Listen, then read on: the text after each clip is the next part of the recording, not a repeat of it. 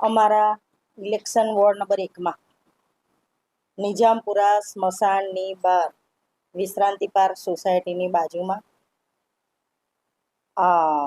કલાસવાના નાળાની નીચે લગભગ 6 મીટરની અંદર ડ્રેનેજ લાઇનનું ભંગાર થયેલું છે.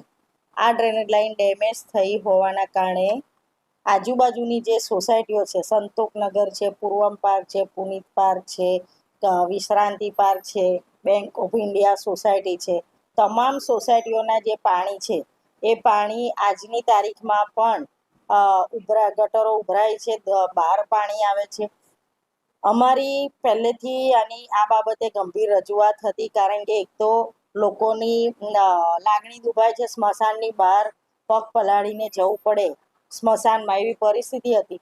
એટલે અમારી માંગણીના અનુસંધાને આ લોકોએ એક પંપ મૂક્યો છે, પણ પંપ બી 24 કલાક ચાલતો ના હોવાના કારણે પંપ બંધ હોય ત્યારે અમારે પાછું કહેવું પડે કે આ પંપ બંધ છે એટલે આ પાણી બહાર ઉભરાય છે.